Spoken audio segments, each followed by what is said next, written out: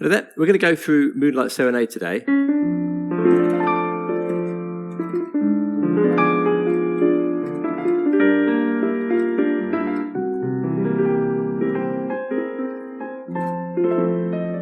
Which is a very, very pretty song. The focus of the video is not necessarily to teach you this song. It is to show you how quick and easy it is to learn any jazz song. So you're going to write down the numbers for this. You're not going to use a lead sheet. I'm going to teach you this as if this is how you're learning it yourself if you were looking at the lead sheet. So I'm the lead sheet, basically. And even if another jazz pianist said to you, oh, do you know this song? And you said no. And they would say, oh, it's just blah, blah, blah, blah, blah, blah, blah, in terms of numbers. And then you would just go, oh, okay, fine, I know that. Because there's so much familiarity with certain chord progressions. So write the numbers down, memorize them, master them away from the piano, and then you can play this in any key that you want. It's in F. Of course, listen to the song and original versions just to get some nuances and how the melody goes. But the main thing is about the chord progression, because you're going to improvise anyway, probably. So it starts on chord 1. And it's a 6th chord. The chord type isn't necessarily so important, it's just the bass movement first. So 1. Then you're going to go to a 6 as a whole diminished.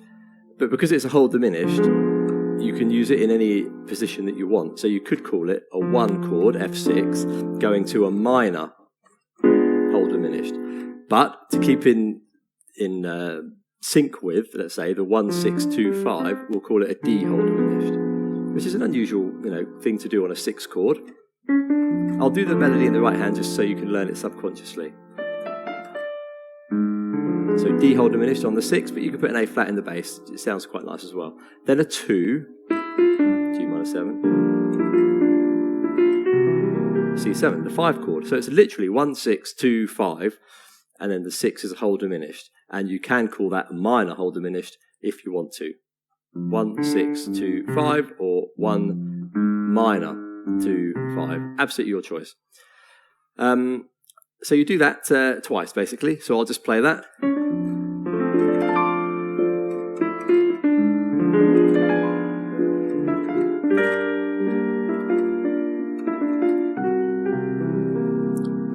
The melody note forces you to play a G sharp, which is an augmented.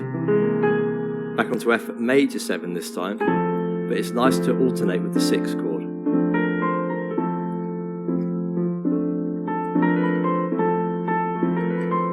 Then you're going to an F7 chord, because you're going to, well, you're not going up a 4th, that's the second time. Here you're going to go to a 6th chord, but regular. It's going to be a D7. You land on the E there. But it sounds quite nice to go to the E flat there. But the melody's not so important, because there's so many variations, I don't want to confuse the video. So just going to 6th chord as a 7. F7. D7, you can put the 9 in there, it sounds quite nice. Then, a 3 chord, A minor 7.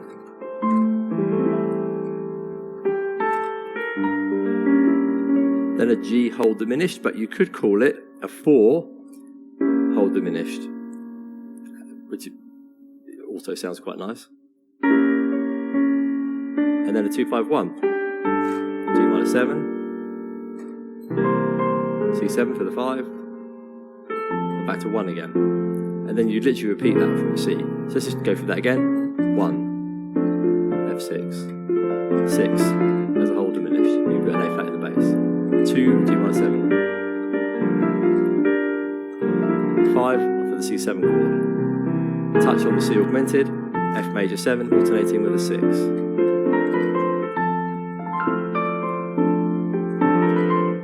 To F7, D7, the 6th chord, 3 chord, minor 7, and then let's call it a 4 as a whole diminished, and then 2-5-1, G minor 7, C7. Now you can do two things here. You can just end like the original does on F6, onto an F7, or you can just do a little 2-5-1 onto B flat, because you're going to go up a 4th, of course, to B flat, major 7. So just coming to the end of there, I'll go from the A minor 7. I'm doing it as a 2-hole diminished. You can call it a 4-hole diminished if you want to. It's the same root. 2, 5, and you can just make that a 2 chord, so C minor 7, a 2 of B flat, then to F7. Just makes this out a bit more advanced. B flat major 7, so now it's section B, which is on the 4th, B flat, major 7. Upper 4th again, so E flat, 3, but with a major 3rd. The melody goes like this, which sounds nice to play with the chord, A7.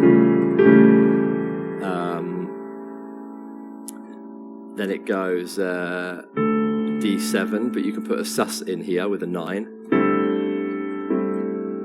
And resolve both of them. The 4 goes down to the 3, the 9 goes down to the flat 9.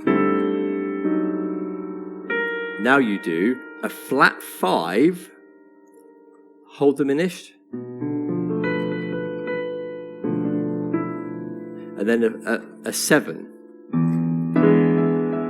But you put a flat 5 in there as well. But that's just following the cycle of fourths from the B. So you're just going B, upper 4th in its key to E, but you're still in the key of F, so it's a flat 5. But within B to E, it's upper 4th. Then you're just, so that's a 7. And then you're just going 3, 6, 2, 5, 1. The famous 3, 6, 2, 5, 1. So from B flat, upper 4th again, put a 9 in there, the F, 3, 6, you can put sus4, flat 9. Now the flat 5,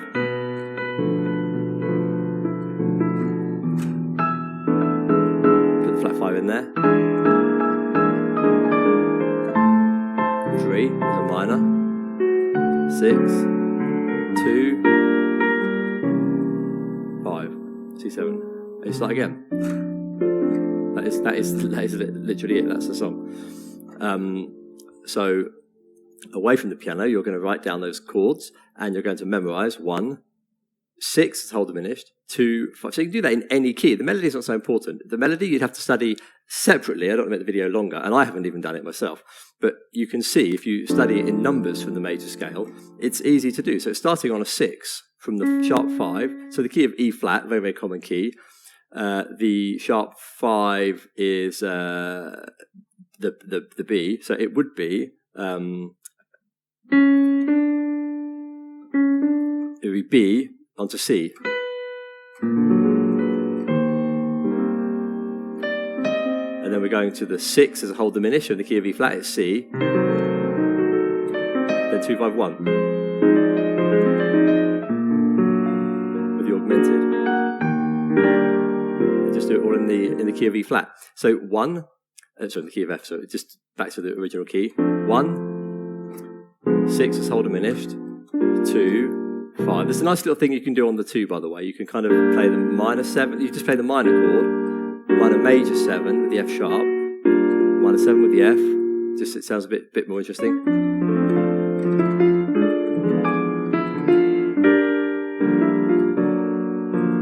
Just to get a bit of kind of internal movement there. It sounds quite nice. And then again, 1 with the major 7, alternating with the 6. Down to the 7, 6, 3, whole diminished on the 4 or the 2nd, and then the 2, 5, 1. And then in the second part, you're going up a 4th, major 7, up a 4th again, down to the 3, 6, then the flat 5, to the 7, 3, 6, 2, 5. Absolutely common chords, and then try and put it in the key of E flat as a little exercise. And you can mess around with the melody as you wish. I may do a part 2, actually, now I think about it, on improvisation over that chord progression, and give you some ideas. So, lovely song, very easy to learn. This is how you learn it, 1, 6, 2, 5. That's what it is. 16251 really. So hopefully that video, quick video, has been of use to you. And before I close, I really do want to emphasize just how easy this is, to the point that this video didn't even need to be 10 minutes long. It could have been 2 minutes long, because I just say, you just do 1625, blah blah blah blah, upper fourth again, 3625. That is it really, and that's how you learn all these jazz songs. It's such a familiar sequence of chords, 1625. You don't remember 4 chords, 1625. You just remember 1625 as a block with 4 chords in it. So there's less to learn. It really is so easy. I'm going to keep emphasizing that. So I'm going to do a few more jazz tutorials. One of my future videos coming up is going to be, do you know these 10 jazz songs? And I'm going to make the point. Might be a bit of a longer video, but there'll be timestamps. And I'm going to say, look how easy this is. It's just this. Look how easy this one is. It's just this. It's just this. It's just this. And so yeah, it's very quick and easy to acquire a lot of jazz repertoire, because the chord progressions are all very, very similar.